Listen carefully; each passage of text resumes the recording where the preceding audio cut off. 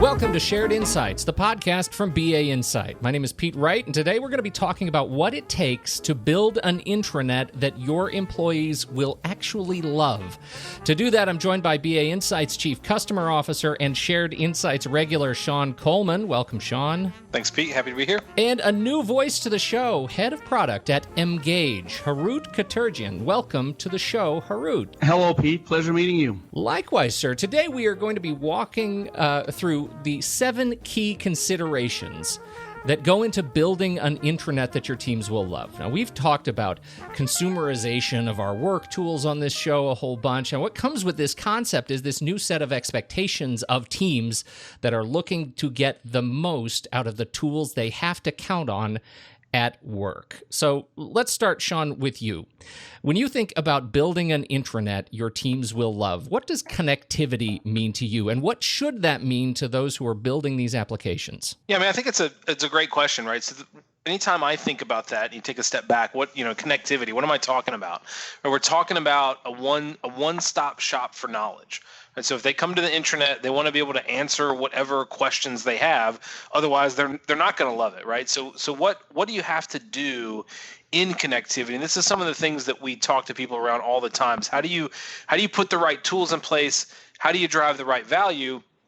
And how do you kind of climb what we call this kind of knowledge pyramid, where you start at the bottom with all this noise and misinformation, and then you have this superfluous data that's on top of that, but then you start to solve it a little bit and get some metrics behind the data that you have, and then that really turns into information that they can consume, and at the top of the pyramid turns into knowledge that they then have. So if you think about it, it's bringing all that content together in the one system so that they can access it. I think if you just boiled it down to 2 or 3 things that you kind of have to do when you think about connectivity, is you got to look at your core systems and you need to integrate those, right? Where are people doing their work? Is it a CRM? Is it a document management system? Is it SharePoint itself? Great. Let's make sure that those things are in. And then you have to figure out the metadata that exists in these different sources, align that and leverage what you have. Document type, author, time modified, all these things that are going to help people find that information and turn it into knowledge are going to be key. And we always tell people you absolutely 100% have to respect the security of the source system that you bring in through connectivity. The first time that someone finds a document that they're not supposed to find because security wasn't right is not a great day for when you're bringing systems together. Security raises their hands. They do lots of stuff. So great thing from the BA Insight perspective, we have connectors that just kind of make that seamless for you. But that's really what you have to do. Go after those core systems, get the metadata aligned and leveraged. Make sure you're respecting that source system security, and you can deliver on, real knowledge and information to the users. Now, Harout, to you, I mentioned consumerization a minute ago, and I know that's kind of a loaded word, but so much of what teams expect of their tools involves the user experience design that goes into the tools they already love. So our second consideration is look and feel. How does look and feel apply to your work building these tools, and what should we be looking at to know if we've designed our tools right? Now, the look and feel term does come up frequently, usually from corporate communication, but what they're trying to say is, this is ugly. I don't want my site to look ugly, and I don't want it to look like SharePoint. But to really kind of dive in there, look and feel is same as any style, right? Style in clothing. We're in LA, so it's the fashion center, so it changes every 6 months. So you have to be able to keep up with the diverging look and feel needs. But again, this is only surface deep. You can have something that looks great and still be an absolute piece of crap and worthless. So we have, just to give you an analogy over here, you can meet someone who is dressed very well, who appears great, so the look and feel might be great, but it might be completely worthless on the inside. So your intranet, even though it looks, you might get the look and feel right, so it attracts people initially, but after the first glance, they're just simply going to abandon it because it is worthless to them. And it kind of connects with what Sean is saying. It has to do with connectivity, meaning that it has to be able to connect and get useful stuff to the users and help them get the work done. But it still has to look good. So you might have the usefulness and connectivity, and if you don't have the good look and feel, people are not going to likely to engage. And the opposite is that you might have something that looks good and feels right, but if it doesn't provide usefulness, they're going to abandon it very quickly. I'm going to move to Sean, and this is one that actually surprised me, Sean. Number 3 here is classification. Now, knowing you and thinking about the conversations you and I have had on this very show, I have to say I'm surprised that you buried classification as number 3 on this list. Tell us, please, sir, why we should be excited about classification and what our users should expect of their data. You got to have the data first, and then you have to have a nice look and feel to be able to get to the data, right? If you don't knock those two things down, no one's going to come to your intranet anyway, right? But now that they're there, the question is, do I have the right data for them to find what they're looking for? And that's kind of what we mean with classification. So we talked, a second ago about, aligning the metadata from the other systems. But the problem is a lot of times that metadata is disjointed, right? What exists in one system is important to that system. What exists in another is important to that one, and they're not the same. So when we look and you take a search interface or an intranet that's delivering content to people, and it comes from all these different systems, it becomes really apparent. It's like, okay, well, search documents here, search people over here, search these type of documents over there because they're from another system. And if you don't know those systems or don't know that kind of back end, how the back office is run, you're not going to find the things that you're looking for. And that's what we talk about with classification, is the ability to kind of process and analyze the content that you have to create new metadata that makes things findable and to align the metadata that exists into a more easy to use way. Now, what a lot of people always go is, gosh, that sounds like a lot of work, right? So now I got to have a team of people. I'm not Google. I don't have 100 people doing metadata, right? Well, we always say, hey, that's not a human job. You don't want humans. Let's use robots for that or software. And we have an auto classification tool that really takes care of that. So build rules, apply it against a taxonomy. That's going to be key to your intranet to make it successful. And our auto classifier tool allows you a way to do that, right? So if it's on-premise SharePoint, Office 365, SharePoint Online, or hybrid, you want a tool that can help you kind of align those things. Now, the problem that you run into next is once you've got an auto classification tool and you're applying all this metadata, is you may run into a situation where you've got too much metadata, right? So that's typically when we talk to our clients, that's one of the things that we see is they went crazy. They created this huge taxonomy and it's great, but they're looking for common words that exist in a lot of their information. Take a drug company, for example, right? They may have a document that's about aspirin, but it also has a section that says that aspirin reacts to this list of drugs in certain ways, and that list of drugs is every drug they have, right, in some way. So a tool will find those, and it will say, yeah, that document talks about aspirin, and also talks about this drug, and also talks about that one. But what you really want is a tool that's smart enough to recognize really what a document is about and provide you the ability to say, not only am I finding automatic metadata, but I'm finding quality automatic metadata that I know this is what this document's about because I was able to say, hey, it's in the title, it's in the body a number of times, right? It was authored by such and such person who I know is an expert in that, and building that into your rule set. So not only when you're done do you have a great taxonomy and lots of metadata, but that metadata is super accurate. So when someone comes into your search system or your intranet and says, hey, I'm looking for information on aspirin, they're going to find documents that are specifically about that. And that's really what classification is about. Without good classification, without good metadata, your people will get lost. And if they're lost, they're not going to love it. So it's definitely something to focus on. Certainly not going to trust it. And trust takes us to that this next point. Navigation. Harout, one of the great complaints we've all doubtless heard over the years from team members working in intranets is that no matter how well-intentioned our technical teams were in building the thing right, users have a low degree of confidence in navigating their systems.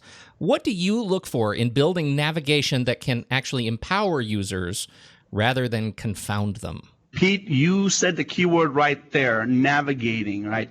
So what you want to think of a good explanation of what navigation is same as your Google Maps, right? You're trying to get from point A, you know where you're at right now, and you know where you are going to. So the purpose of the navigation is basically to give you a representation of your content relevant to the user. And more importantly, it has to be organized in the same mental model as the user. Otherwise, you're going to create cognitive dissonance. So let me kind of dive in there a little bit, since I'm throwing this SAT words out there. What it means is that if your user envisions your organization in a certain way, right? So if you have the HR, IT as kind of colleague organizations, sibling organizations, and you have, let's say, accounting, operations, all of those, they structure them, IT beneath HR, or however what the structure is, that's in their head. It doesn't matter what you think. Nobody cares what you think. If you're listening to this, like, sit down and think about this. When it comes to good intranet design, is keep in mind, it should be your mantra, nobody cares what I think. So you have to think about the user. What is going on in their head? How do they envision my organization? And what can I do to give a representation of that in the navigation? Now, you might find yourself that there's different models, right? Some people will view your organization differently from department to department or from role to role. So you have to be able to support that. Now, that's asking a lot of SharePoint, right? This is where Emgage comes in, is to really allow you to build a different sets of navigation to be able to represent what each user expects and show it to them respectfully. And to take this one step further, right, this kind of associates with look and feel. Your navigation also has to be more than just drop-down windows nested inside one another. So it has to be it has to be rich. It has to be able to support multimedia, organization into columns and tabs, and to be able to automatically go from device to device. So from full profile desktop down to the smallest device, like your watch, your tablet, your smartphone. Hope that paints a good picture. It certainly does, and that tie back to look and feel is I think an important one. It also seems to be a challenge to understand or to see quickly when you have created something that's intuitive and of great utility to your users, and that leads into our next topic, which is analytics. Sean, this is back to you. We know that there are tools that collect data on usability and can churn out reports like crazy. But what do you think about when applying analytics to your intranet that is both useful for development teams, but also relevant in improving the user's experience? Yeah, I think you really hit on it. When you think about analytics, it is useful and relevant. Another term that we use is kind of actionable analytics. And this is when you need to take a step back and realize that historic analytics, or what people may think they have in analytics, really isn't kind of ringing the bell. It's not doing what it needs to do. So if you think about it, right? So somebody said, I got Google Analytics. I stuck it on my site. I know that last month I had 400 users, and this month I had 450, and the month after that I had 4 whatever, or thousands or this. Okay, now what? So what how do you then take the fact that that and drive it back in? Were those users happy? Were they finding the information that they wanted? Did you get more users just because more people came into the company? Are you is that really a growth thing, or is the intranet? Is it potentially that the intranet is the faster it finds stuff, the less that they use it, and then the more capable it is, right? So if someone's spending hours on the intranet, is that a good thing, right? Or are they lost, right? So how do you answer these questions? And that's why you need actionable analytics that can tell you things like that, can dig that kind of next level deeper into user behavior. So that's really what you need to be looking at. And it speaks specifically to all the things Harout was talking about, the UI design and the navigation and things like that. Where are people going in the site? Where are they dropping out? What kind of things are they doing? When they find a document, what are they doing with it? Are they downloading it? Are they viewing it? Are they doing that to 10 different documents, which means that likely they're trying to find something that they can't find? So if you have the ability to capture that type of analytics, then you can feed it back into the system in a number of different ways, right? So you can look at things like what's the popular content? When people are doing certain things and they find this type of content, that means they stop there, right? So that's a great piece of content. You can look at things like, do I have certain authors or certain departments that are cranking out content that people really love, right? How do I promote that? How do I push that to the front so that when you come in, it's like, I know that when people come in, if the marketing department created it and they find that that's what they were looking for, so let me highlight some of that content. Can you take things like what others are doing that are similar to the person that's in? Analytics is all about who you are and what you're doing. So if I'm in the finance department and I come to the intranet and I do a search and I find something, it's pretty likely that someone that's similar to me in role may be interested in that same thing. We'll know that, right? We'll know what the other person did. We'll know that when this user comes in that he's from finance, and we can say things like, hey, other people in your department looked at this content. Do you find any of that content beneficial, right? If as soon as the system starts recognizing who they are, takes a look at the analytics that it has, and starts pushing content that they find valuable to them, that's when they really realize, wow, I do love this system. It told me what I was looking before I even needed it. And if you're not getting that from your analytics package, then you really need to take a step back and look at what you're doing. BInsight has a tool, our smart analytics tool. It does all of this, and it even automates the feedback into the system to drive content to people based on patterns. And that's what we mean by actionable. So when I talk about actionable analytics, it's not just that you're sending a report to your manager every month that said that, hey, we went up 5%, we went down 3%. No. You're looking at what people are doing and you're actioning it and you're making the experience better for everybody. And that's really what you need to focus on. Well, if analytics are who people are, who they are and what they're doing, then that leads us right into our next point, responsiveness. People are using their data in all sorts of different contexts, places, and different tools and devices. What does responsiveness mean to you, Harout, in the context of building a great intranet that actually exceeds your users' expectations? So responsiveness is one of those terms has been abused significantly. So it gets thrown around a lot. We want it responsive, but so let's just kind of dive in there and see what that means. So a lot of people, what they're asking for is, I want this to be viewable on a mobile device. But what it really comes down to is being able to support, as the word implies, respond to the different devices that the users want to consume your content on. And today that's the desktop and maybe smartphone and potentially tablet.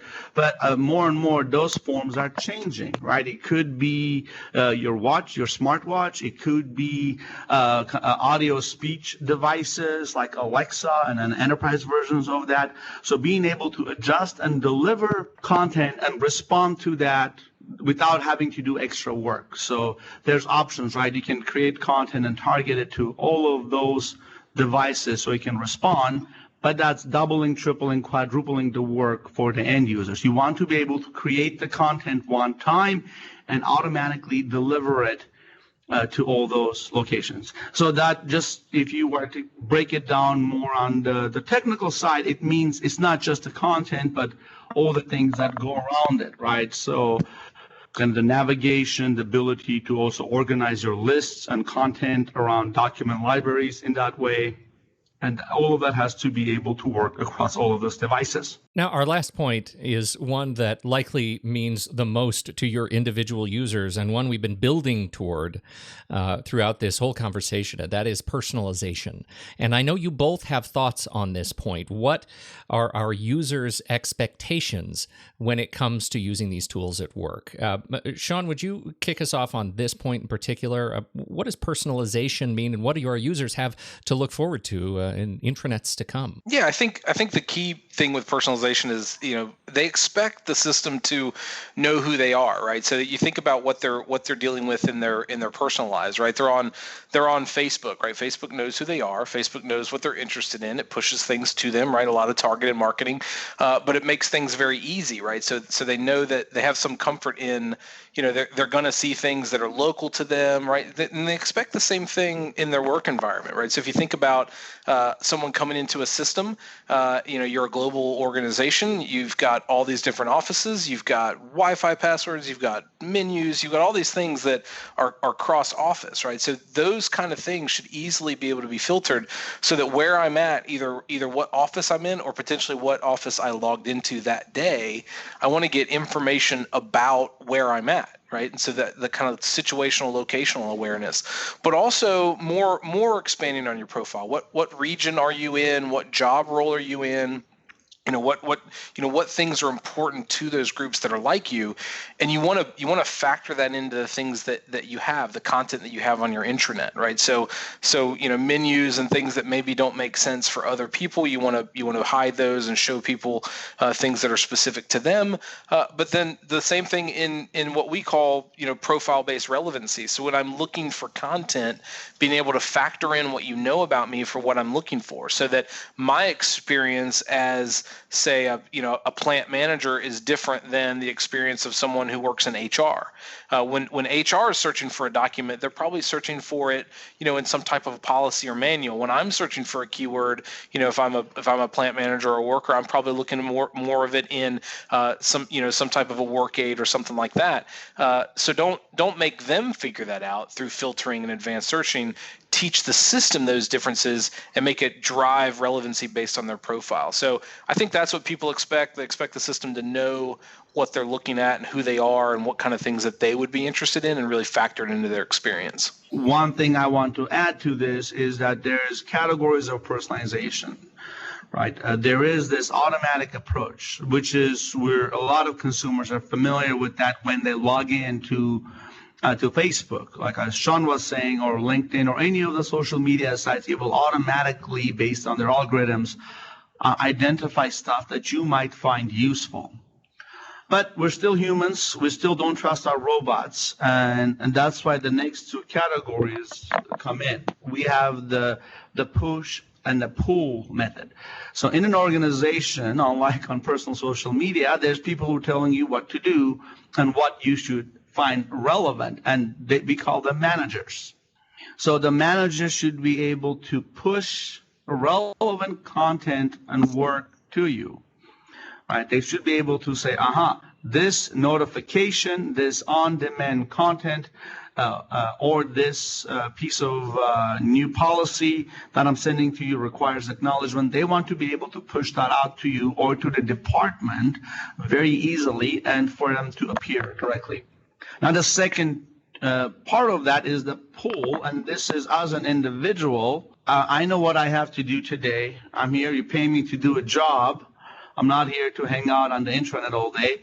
I want to be able to choose selectively of what I think is going to help me. So I want to be able, we call this sometimes a subscribe model, but I want to be able to pick and choose what content I want that's relevant to me, and I want it to automatically appear when I log in. So when an individual logs in, the content that's both automatically personalized, that's relevant to their role or location, will be surfaced, and what their managers find relevant, important to them, that they've pushed out to them, and then as an individual has made that decision. So that all that stuff should happen automatically. Now, the most important part of this is not pissing off IT. IT and corporate communications doesn't want to do this work. They don't want to go in there and configure multiple pages, multiple settings.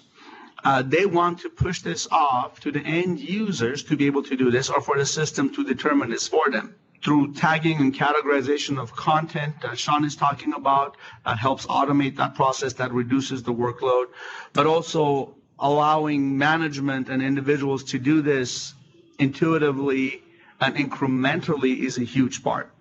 So this will reduce the workload for them. Well, this has been a fantastic conversation. Thank you both so much for your thoughts. Now, you both offer solutions that help us move away from out-of-the-box deployments and into solutions that really demonstrate your investment in great tools for your users in your intranets. What do you want your listeners to know about your tools and companies as we close up here today? Harout? So we are offering what we call a digital work platform, and this is an increasingly a major area for a lot of businesses, is being able to handle the overwhelming content systems that are coming online. So we have that broken down into multiple products, Prime and Turbo, and just to kind of give you a little bit view behind the curtain, the next releases that we have planned for this year also will start incorporating things like IoT. That's one area. You have a lot of devices that are throwing off information, but businesses have no way of consuming it, right? It's kind of a fire hose approach. So being able to even pull that content in and organize it and put processes around that. So stay tuned for that one. But if you have an intranet right now and you're trying to make it better or help automate some processes, our Prime and Turbo products will fit for you. Excellent. We will absolutely put our links in the show notes. So on your podcast player, everybody just scroll up there and you will be able to see links to Emgage's products. Sean, as a Shared Insights groupie yourself, I'm sure people will be able to find you, but what would you like to share with people in terms of resources today? Yeah, I think that the key thing to remember is when you think about this, you don't have to hit all 7 of these steps at one time. The great thing about our Be Insight products is you can pick any one of these issues and kind of attack it piece by piece, right? So if you're not connecting to a system, we have connectors that can solely do that. If your classification needs help, our classifier can stand alone and do that. If you need some kind of tools to help on the front end, right? So your refinement isn't so good, document preview would help you out. We have UI tools for that. And then if you're like, hey, I just don't have the analytics to answer these questions, then our analytics tool stands alone. So the way that we look at it is all those products you'll work together and fit together in a bunch of different ways. And so pick one problem that you have, and we can probably help you solve it. And then you just pick the other one. You go like that, and before you know it, you don't have any problems, and everybody's living happy. Living the dream. Dream with Sean Coleman. Thank you so much to both of you for your time and insights today. And thank you, everybody, for downloading and subscribing to this show. On behalf of Harout, Katerjian, and Emgage, and Sean and our robots, I am Pete Wright, and we'll be back next time on Shared Insights, the podcast from BA Insight.